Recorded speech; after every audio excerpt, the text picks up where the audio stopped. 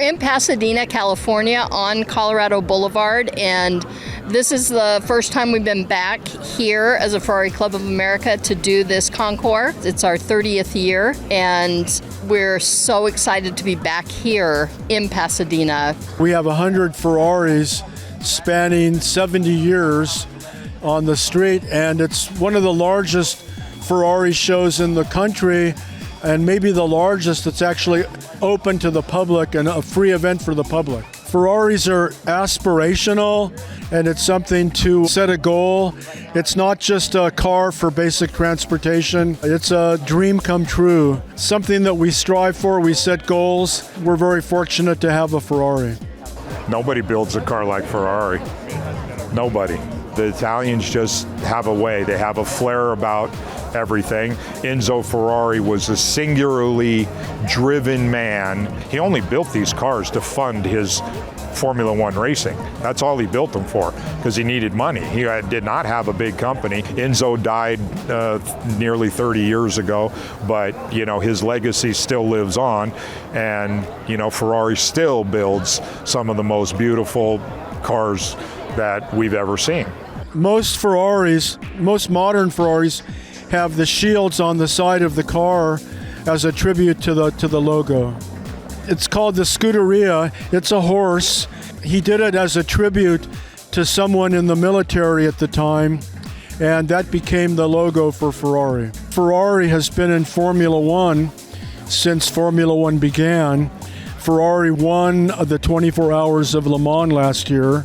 But racing is a big part of Ferrari. They're famous for red only because red is the Italian national racing color. When you look at Formula One cars, for people that don't know, Mercedes, German cars are silver. Italian cars are red. French cars are blue. American cars are white. But if it's a factory Ferrari race car, it's red.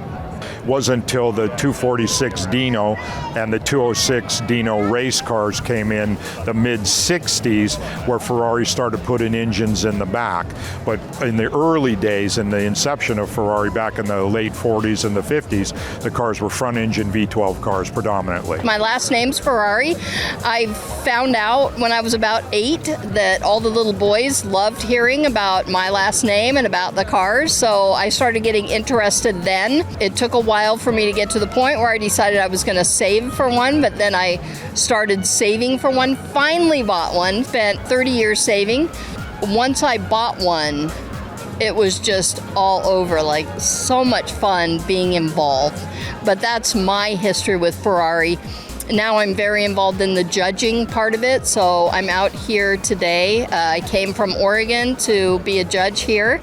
The cars aren't judged against each other. The cars are judged just on their own, and each car starts with 100 points.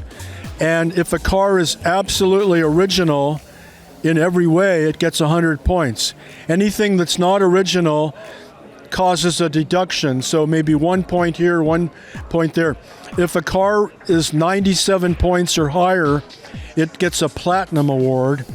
If a car is 95 points, it gets a gold trophy, and 93 points, it gets a silver. We have cars out here that vary from fairly new to years and years old, and just fantastic specimens of Ferraris. I'm showing a 1972 Ferrari 365 GTB4, nicknamed the Daytona, that finished 1, 2, 3 at Daytona. Back in the day, in the 70s, these cars were roughly 175, 180 mile an hour car. It has to be totally original. In fact, they make sure the lights work, the radio works. Is it an original radio?